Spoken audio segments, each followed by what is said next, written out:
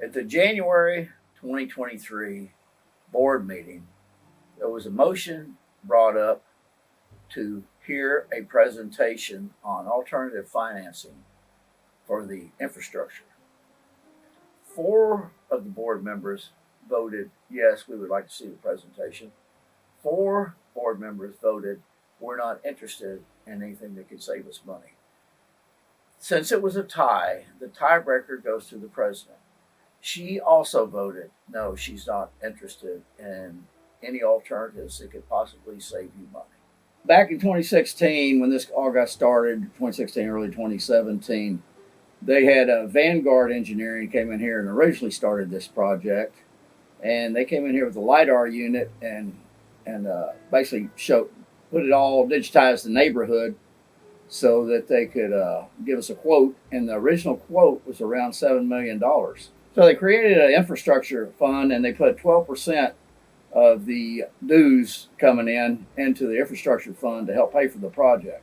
So in 2017, they switched to Randy Winston's engineering company because they were a bigger company and they promised the world. They promised to get loans and grants and all this. And so far, they haven't come up with this. Ken Waller went to Laguna Madre to see about getting a loan. And at the time, they promised that they could get us a loan at 0.75%. So when the new board decided to turn it over to the water district, they dropped the sprinkler system and the electrical. That is not part of this project. Okay, they also promised to get us grants. And the people on the board at the time, they knew that that wasn't going to happen because the community people in here just have too much money, so they wouldn't get grants. So they held a town hall meeting, and Randy Winston dangled all kinds of cherries out there as far as going to be able to get us grants and all that, and nothing ever materialized. So we were told at the town hall meetings that there was no other way to get the money. But that's not true. So we went to the people and did a special assessment of $1,500 a year. In 9 years, along with the money that we've already put away, we would have $20 million.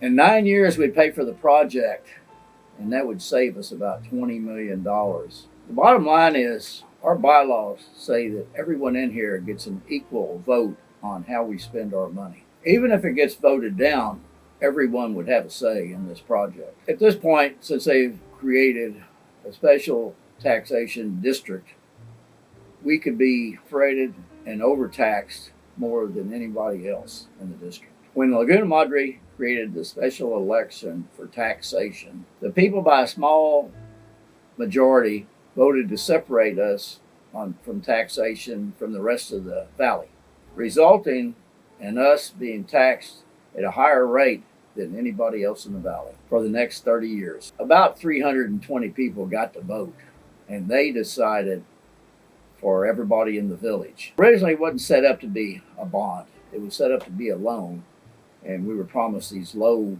interest rates. Well, the way it's set up right now, some people will pay $120,000 over the next 30 years, and some will pay $30,000 over the next 30 years. And that's not right. If we did a special assessment, Laguna Madre could still run the project. One question's come up is what happened to the $400,000 that they paid Randy Winston's firm originally? You've heard enough from me, so I'm going to turn it over now to Lana, and she's going to explain to you about the options for financing this infrastructure. Come on, Lana. Hello, my name is Lana Cinnamon. I wanted to introduce myself and give you a little bit of my background so you know a little bit about me. I'm a retired CPA. I was in public practice for a number of years and then spent my last 23 years in business as the CFO of a military contractor. I also did a lot of their contract negotiations with probably most of the major companies in aerospace that you have heard of. Consequently, I was pretty good at reading contracts, and I read our current contract on the bond issue for the infrastructure. I have prepared for you 3 different financing options for the infrastructure. I believe most people realize that, yes, our infrastructure needs to be fixed. It's how can we do it and do it well, the most economically for our residents.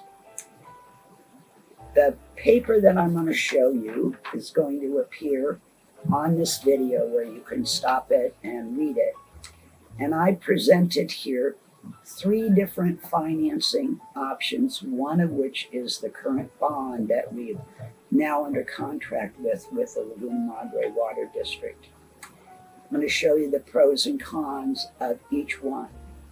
And these are just facts. There are some differences that I will go through with you a little later on. Starts out with what avenues are available. We've been told by the board of directors that this is a done deal, that there's nothing else we can do. Many of us believe that that's not true. That will be true if they indeed issue these bonds. The bonds have not been issued as of this date. The bonds are issued under the taxing authority of the Laguna Madre Water District.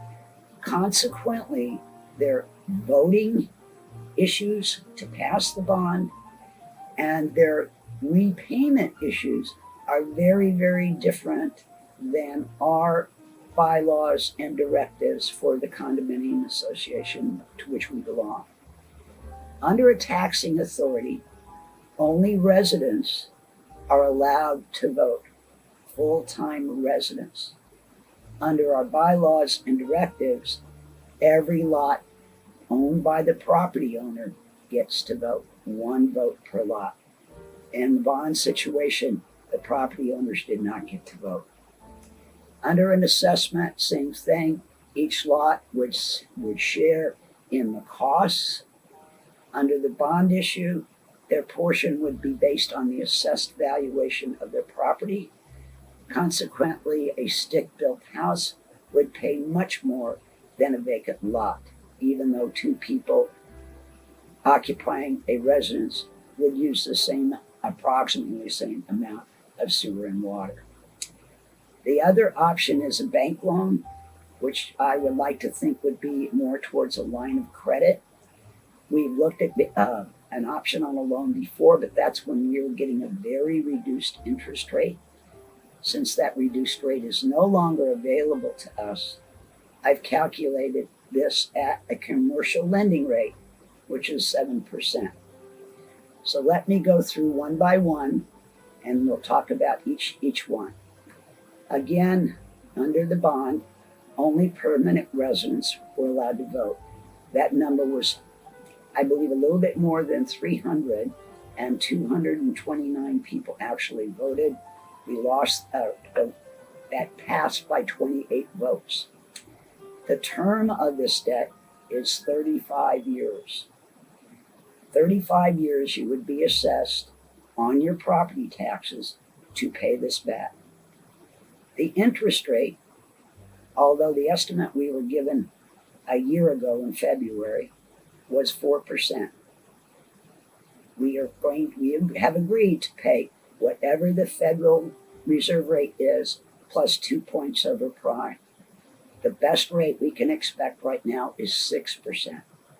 So we have a $20 million bond at 6% over 35 years. Again, the payment is determined by the value of the property that you own. A vacant lot would pay much less than a stick-built house.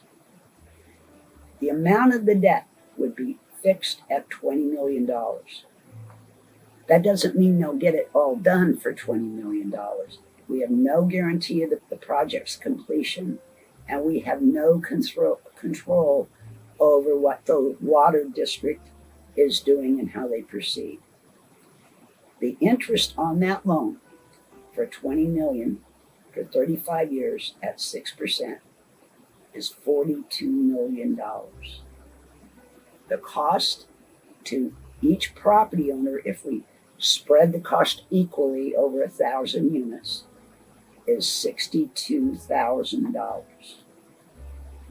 The next option is a bank loan. Most banks, investment banks, were not willing certainly to lend us money at a reduced rate. But now that interest rates have risen, I believe that we can at least try to get a 10-year line of credit at a 7% rate, a little bit higher than a bond rate. We can pull a line of credit as needed, which means that you don't take all 20 million out at one time and continue to pay the interest on it.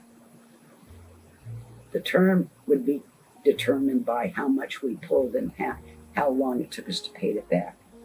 The repayment is made by whatever our annual cost that's billed for the amount of the project is completed, turned into LIV, and they will collect from every lot paying an equal share the amount equal to paying the interest and part of the principal. The amount of the debt, again, would vary depending on how much you pulled each year, and the interest would vary because we don't know exactly how many millions we would, obviously you don't need them all at one time. So the interest rate would be a little less. However, I have computed it as if we got $20 million over 10 years from day one at 7%. That's $14 million. The cost to each resident over the term of 10 years would be $34,000. The third option is an assessment made by LIV on each lot.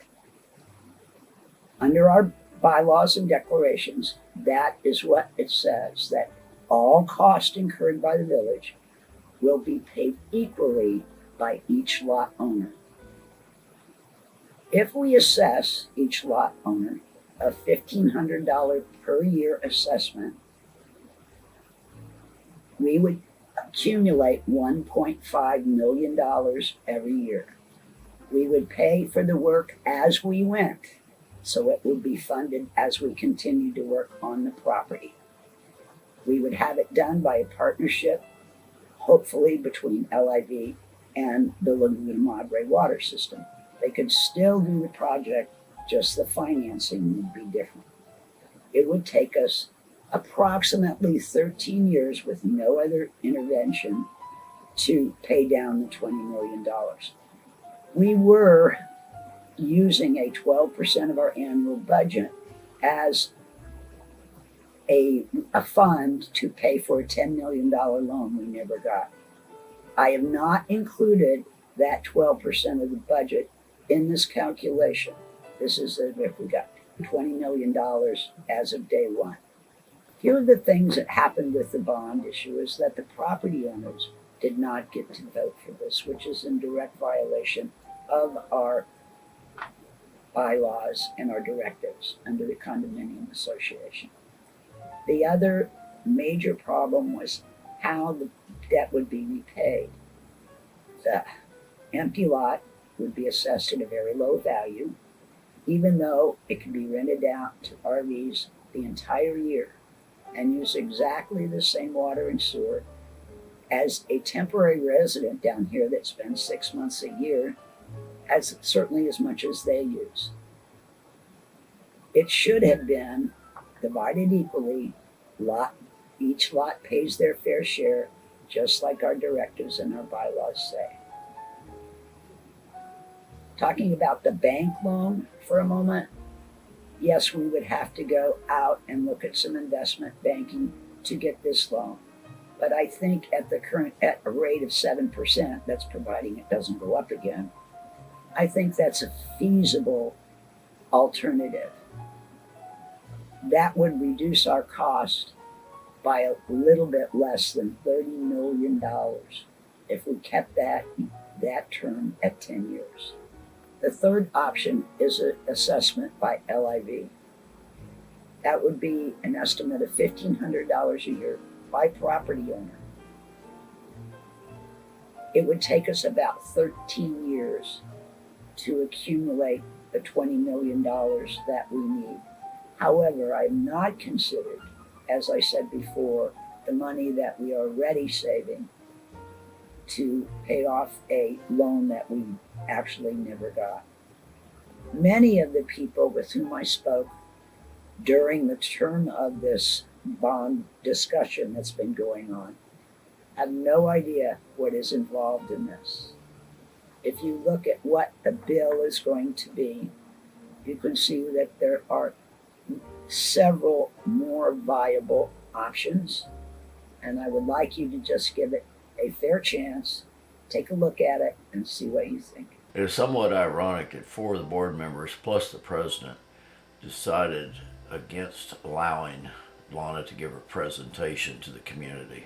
Instead of reaching the customary 50 or so attending the meeting, we have today reached an audience of approximately 2,500 people. What you have heard during this presentation is the unsanitized number of actual costs associated with the infrastructure project currently underway. If, after hearing the possible scenarios outlined by Lana, you have buyer's remorse concerning the millions and millions of dollars people decided for you, I urge you to contact your board members immediately. Call them, write them, knock on their doors. Tell them that you are not happy with their decision to exclude the majority of the community membership from having their just input. Let them know that there are alternatives and there is a way to delay this process. On March 4th, there are 4 board members running for re-election. They are the same 4 that chose not to let our voice be heard. Let them hear your voice on election day.